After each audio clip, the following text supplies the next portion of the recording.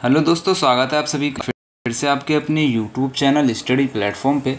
दोस्तों आज के इस वीडियो में बात करेंगे बीएससी सेमेस्टर का एजुकेशन का जो फर्स्ट पेपर है, एजुकेशनल एडमिनिस्ट्रेशन एंड मैनेजमेंट।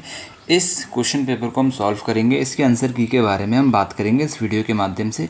ये क्वेश्चन पेपर राजा महेंद्र प्रताप सिंह स्टेट यूनिवर्सिटी का है। ठीक है, आगे जो यूनिवर्सिटी में एग्ज़ाम होने वाले हैं या 2026-27 में एग्ज़ाम होने वाले हैं उसके लिए इम्पोर्टेंट वीडियो रहेगा। टॉप 100 क्वेश्चन यहाँ से आपके लिए कवर हो जाएंगे, तो देख लीजिएगा। ऐसे ही क्वेश्चन हर साल पूछे जाते हैं, रिपीटेड क्वेश्चन रहते हैं। ठीक है, इन बातों को याद रखिएगा। सबसे इम्पोर्टेंट क्वेश्चन जो बच्चे मुझसे पूछते हैं, सर ये बताइए कि हमारे 75 क्वेश्चन हमें करने रहते हैं और 75 में से कितने क्वेश्चन हम सही करें पासिंग के लिए, तो 30 क्वेश्चन आपके रहते हैं। अब कैसे रहते हैं वो एक बार देख लेना। देखो 40% आपको लाना होता है 100 में से। 25 नंबर आपको कॉलेज से दिए जाते हैं और 75 नंबर का आपका क्वेश्चन पेपर रहता है। तो 25 का 40% अगर आप निकालेंगे तो आपका 10 नंबर कम से कम आपको लाने रहेंगे आपकी कॉलेज से, और 75 का 40% अगर आप निकालेंगे तो 30 नंबर आपको लाने हैं कम से कम। एक क्वेश्चन जो है 1 नंबर का, तो 30 नंबर के 30 क्वेश्चन हो गए। ठीक है, तो 30 क्वेश्चन आपको सही करने हैं 30 नंबर के लिए, जो कि आपका मिनिमम पासिंग मार्क्स रहेगा। तो इस बात को याद रखना। ठीक है, काफ़ी बच्चे कमेंट्स करते हैं, मैंने बता दिया है, बाकियों को आप एक बार बता दीजिएगा। और एक इम्पोर्टेंट बात, आपका कोई भी क्वेश्चन पेपर रहेगा जिसके आंसर की आप मेरे से चाहते हैं इस यूट्यूब चैनल के माध्यम से, तो 7300975835 हमारा व्हाट्सअप नंबर है। इस पर अपना क्वेश्चन पेपर मुझे सेंड कर देना, जिसके आंसर की मैं आपको बता दूंगा। और टेलीग्राम पे सारे प्रीवियस ईयर के क्वेश्चन पेपर मैं अपलोड कर देता हूँ, वो आप वहाँ से जाके देख लेना। ठीक है, चलो स्टार्ट करते हैं। पहला क्वेश्चन है, एडमिनिस्ट्रेशन शब्द जिस लैटिन शब्द मिनिस्टर से लिया गया उसका अर्थ क्या है। तो एडमिनिस्ट्रेशन एक लैटिन शब्द से लिया गया जो है मिनिस्टर। ठीक है, मिनिस्टर शब्द एक लैटिन भाषा का शब्द है, जो एडमिनिस्ट्रेशन उससे बना है।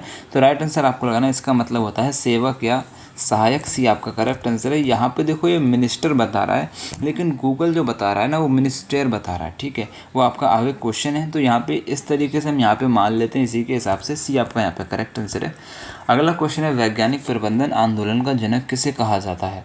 राइट आंसर आपको लगाना है फ्रेडरिक डब्ल्यू टेलर को कहा जाता है। सी करेक्ट आंसर है। अगला क्वेश्चन है, प्रशासन के नौकरशाही प्रतिमान को किसने प्रतिपादित किया है। मैक्स वेबर ने। बी करेक्ट आंसर है। अगला क्वेश्चन आपकी स्क्रीन पर है, निम्नलिखित में से कौन सी विशेषता नौकरशाही प्रणाली की नहीं है। व्यक्तिगत भावना हो जाएंगी। ठीक है, अगला क्वेश्चन है, शैक्षिक पर्यवेक्षण का मुख्य उद्देश्य क्या है। शिक्षण अधिगम प्रक्रिया में सुधार करना। एक करेक्ट आंसर है। अगला क्वेश्चन है, वे नेतृत्व शैली कौन सी है जो निर्णय लेते समय दूसरों के विचारों और मतों पर विचार करती है। करेक्ट आंसर है लोकतांत्रिक नेतृत्व हो जाएगा। अगला क्वेश्चन है, संगठन के प्रसिद्ध 14 सिद्धांत किसके द्वारा दिए गए हैं। तो राइट आंसर आपको लेना है हेनरी फेयल के द्वारा। डी आपका करेक्ट आंसर है। अगला क्वेश्चन है, प्रबंधन का आधुनिक उपागम ध्यान केंद्रित करता है। कौन करता है। राइट आंसर आपको लगाना संगठनात्मक समृद्धि पर। सी करेक्ट आंसर है। अगला क्वेश्चन है, प्रशासनिक प्रक्रिया का POCC मॉडल किसने प्रस्तावित किया है। राइट आंसर आपको लाना है हेनरी फेयल ने किया है। तो सी आपका यहाँ पे करेक्ट आंसर है 90 का। अगला क्वेश्चन है, प्रधानाचार्य की प्राथमिक प्रशासनिक जिम्मेदारी क्या होती है। करेक्ट आंसर है कि स्कूलों के रिकॉर्ड्स का नियमित निरीक्षण करना। बी आपका करेक्ट आंसर है। अगला क्वेश्चन, नेक का मुख्यालय कहाँ पर स्थित है। बेंगलोर कर्नाटक में स्थित है। बी करेक्ट आंसर है। अगला क्वेश्चन है, संस्थागत नियोजन की सिफारिश भारत में किस आयोग ने की थी। करेक्ट आंसर है कि विश्वविद्यालय शिक्षा आयोग 1948 से 1949 में। अगला क्वेश्चन है, पारंपरिक और आधुनिक पर्यवेक्षण अवधारणाओं का तुलनात्मक अध्ययन किसने किया था। करेक्ट आंसर है बर्टन और ब्रूकर ने। ये यहाँ पे करेक्ट आंसर हो जाएगा। अगला क्वेश्चन आपकी स्क्रीन पे है, निम्नलिखित में से कौन सा शैक्षिक नियोजन का मानक दृष्टिकोण नहीं है। करेक्ट आंसर है राजनीतिक समझौता उपागम।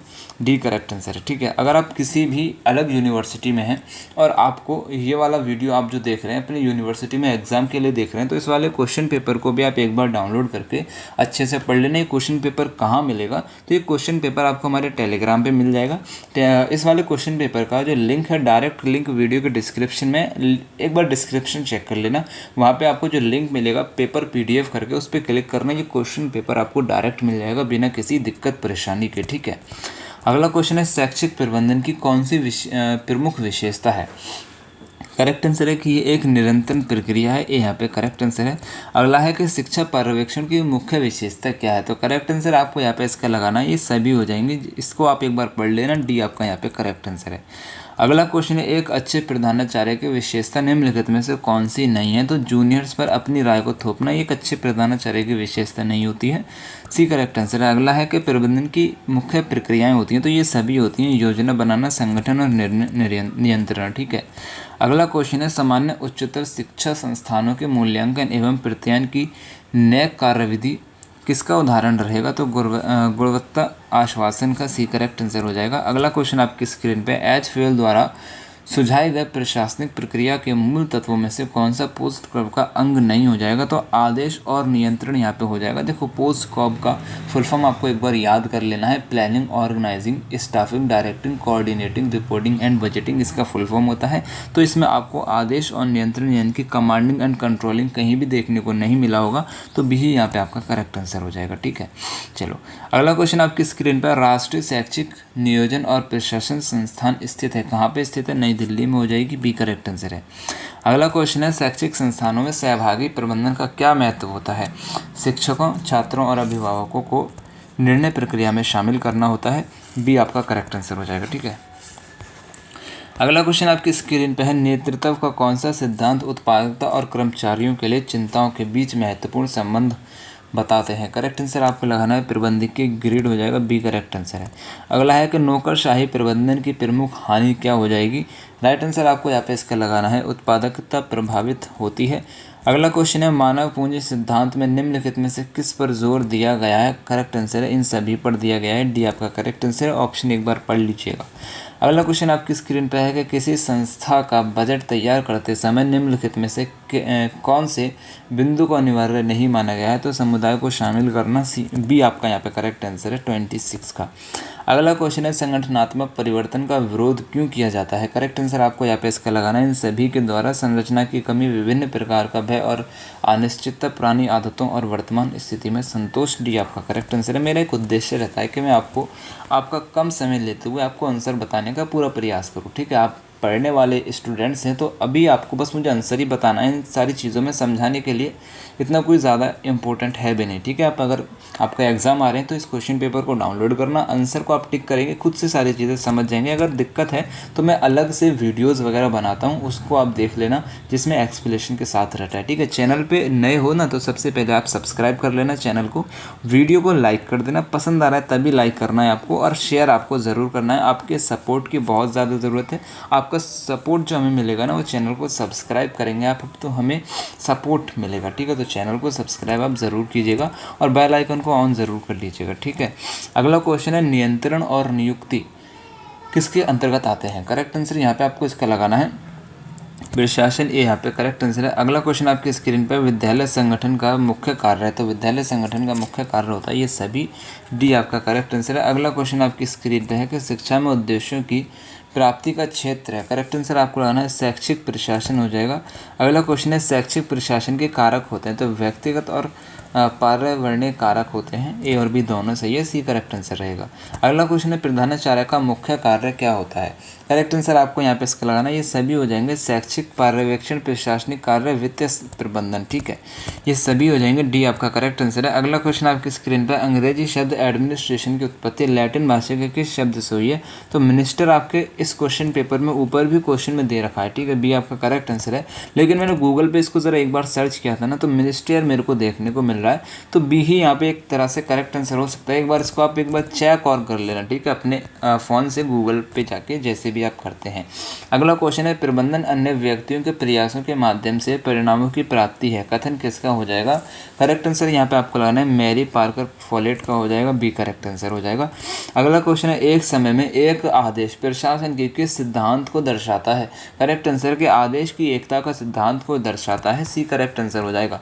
अगला क्वेश्चन है, नेतृत्व को किस आधार पर मापा जा सकता है। करेक्ट आंसर आपको लगाना है इन सभी के आधार पर मापा जा सकता है कि नेता का गुण हो जाएगा परिस्थितियां और नेता और अधीनस्थों की अंतःक्रिया जो है यानी कि उनके आपस की जो बातचीत है उसके आधार पर मापा जा सकता है।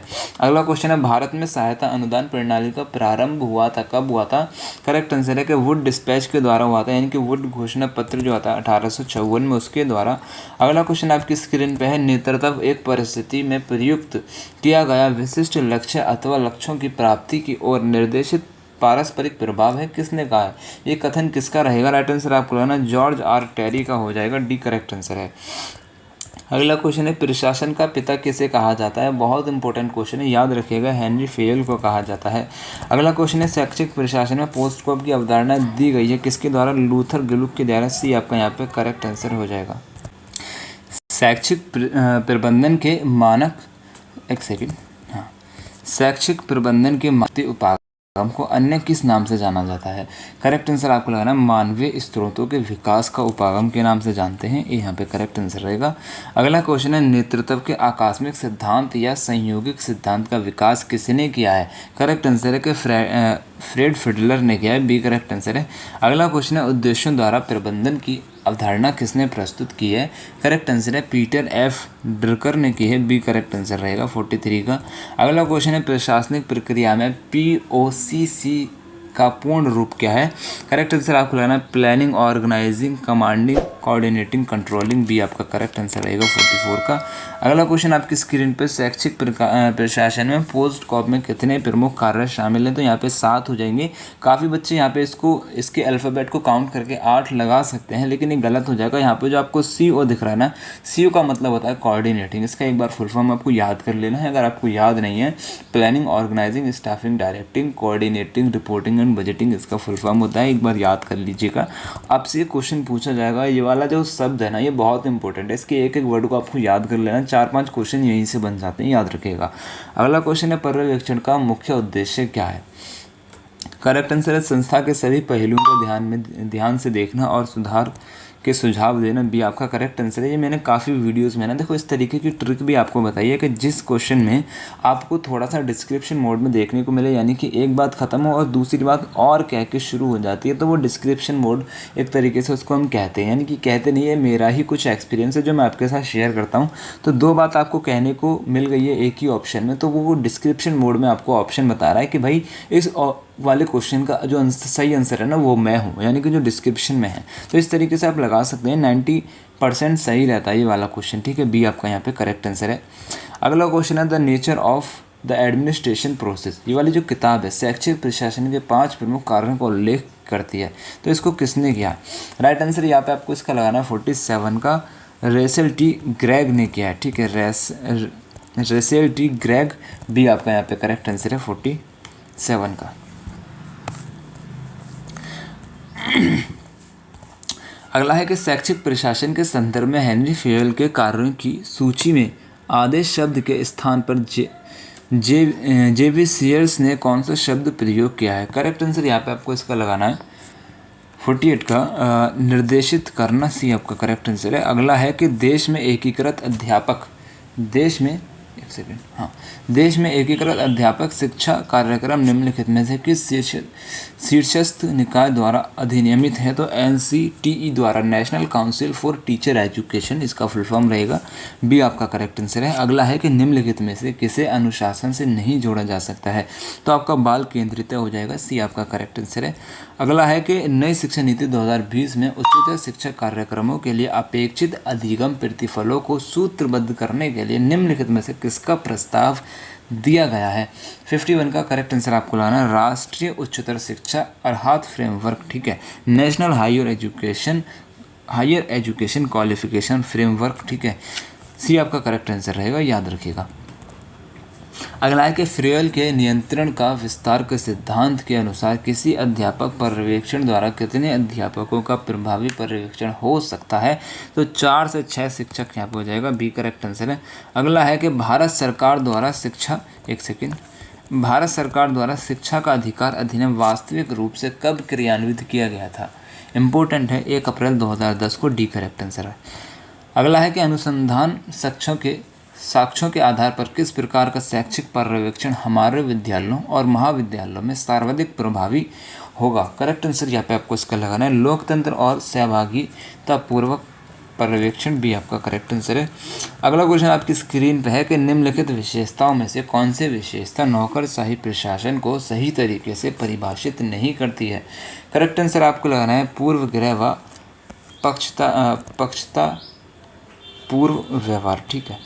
अगला क्वेश्चन आपकी स्क्रीन पर शैक्षिक पर्यवेक्षण का मूल प्रयोजन हो जाएगा, तो क्या है राइट आंसर? यहाँ पे आपको लगाना है कॉलेज में प्रभावी शिक्षण अधिगम वातावरण सुनिश्चित करना। बी आपका यहाँ पे करेक्ट आंसर है 56 का। टेलरिज्म सिद्धांत में निम्नलिखित पर बल दिया जाता है। ठीक है। जो टेलरिज्म सिद्धांत है उसमें जो है निम्नलिखित पर बल दिया जाता है। इन चारों ऑप्शन में से किस पर बल दिया जाता है? क्वेश्चन आपसे पूछ रहा है कि प्रबंधन में सुव्यवस्थित और वस्तुनिष्ठ पर आपका जो है क्या दिया जाता है? बल दिया जाता है। एक करेक्ट आंसर है। अगला क्वेश्चन है PERT का पूर्ण रूप आपसे पूछ रहा है, फुल फॉर्म आपसे पूछ रहा है, आपको लगा देना है इसका project evolution and review technique. ये यहाँ पे करेक्ट आंसर है।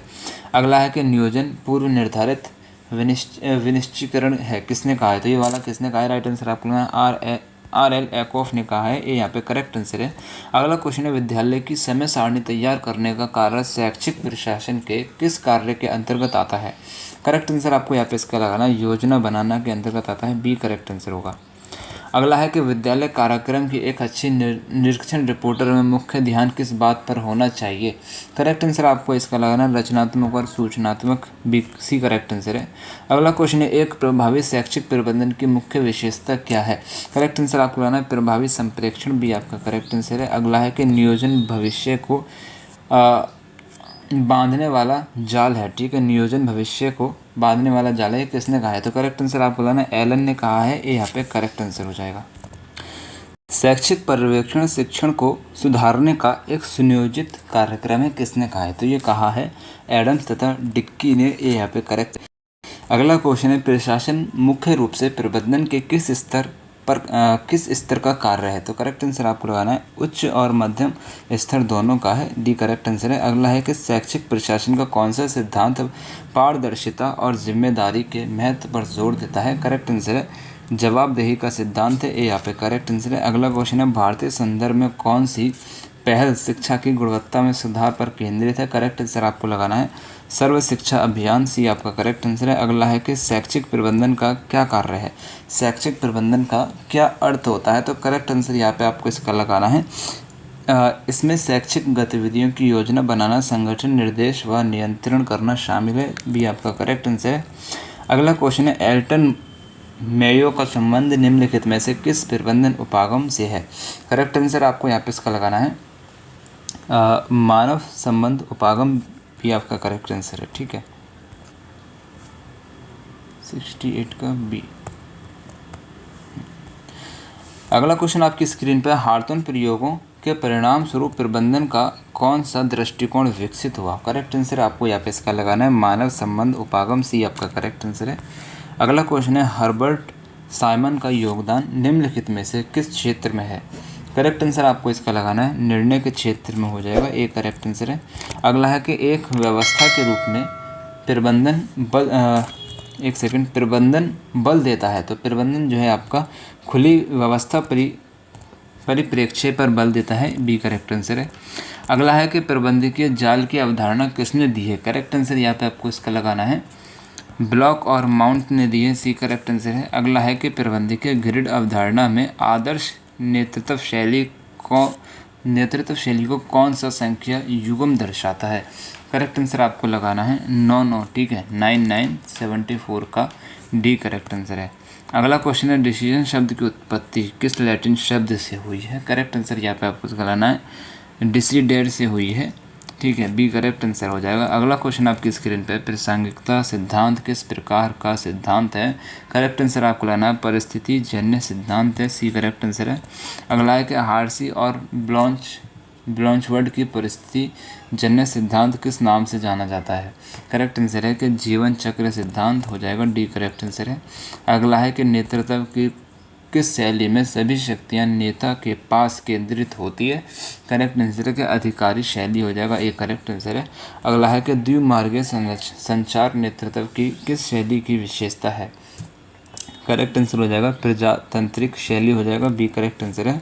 अगला क्वेश्चन आपकी स्क्रीन पे एसिप्रेट डिकॉप्सर का अर्थ क्या है? तो करेक्ट आंसर आपको लगाना है एकता में शक्ति है, सी करेक्ट आंसर हो जाएगा। अगला क्वेश्चन आपकी स्क्रीन पे है कि प्रबंधन का शास्त्रीय संप्रदाय किस पर जोर देता है?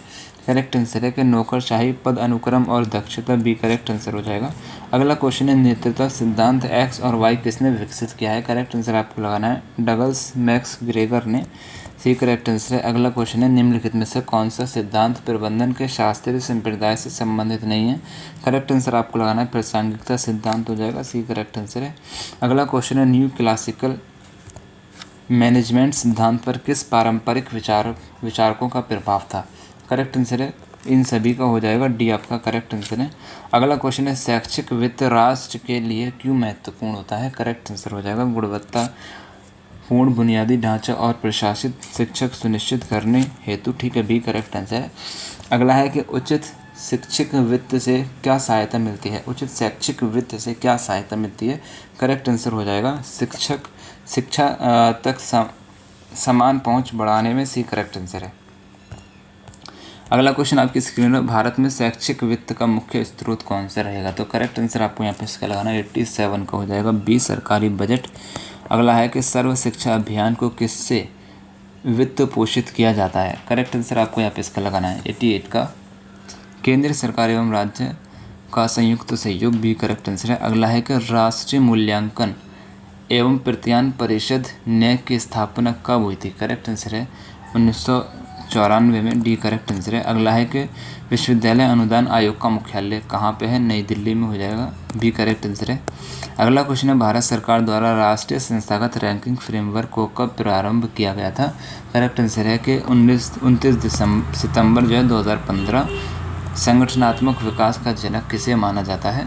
करेक्ट आंसर यहाँ पे उसको कर देना है कि कूट लेविन को कहा जाता है, ए करेक्ट आंसर है। अगला क्वेश्चन है स्वोट विश्लेषण ढांचे का श्रेय किसे दिया जाता है? करेक्ट आंसर आपको लगाना है अल्बर्ट हम्फ्री को दिया जाता है, सी करेक्ट आंसर है। अगला है कि निम्नलिखित में से स्वोट का मूल तत्व नहीं है? तो राइट आंसर आपको लगाना है रणनीतियाँ, ठीक है, स्ट्रेटेजी जो है इसका मूल तत्व नहीं है। अगला है कि ग्राफिक प्रणाली में स्कूलों को मुख्य रूप से किस रूप में वर्गीकृत किया गया है?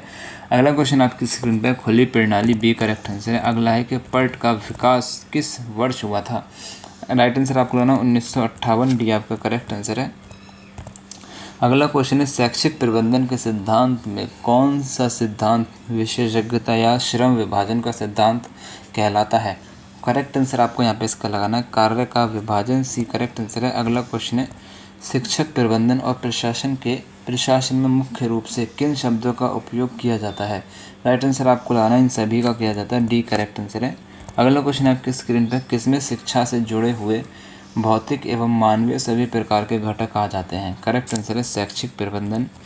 अगला है कि स्कूल के लिए सर्वश्रेष्ठ पर्यवेक्षक कौन होता है? करेक्ट आंसर आपको लगाना है वह पर्यवेक्षक जो अपने छात्रों को समझता हो, डी आपका करेक्ट आंसर है। ये अगर आपको वीडियो पसंद आई है वीडियो को लाइक करना है, शेयर करना है, चैनल पर नए हो चैनल को सब्सक्राइब करके बेल आइकन को ऑन कर लेना और सब्सक्राइब करके हमें सपोर्ट करना है, ठीक है। और टेलीग्राम पे आप ज्वाइन कर लेना, ठीक है। फिर जय हिंद, अल्लाह हाफिज़।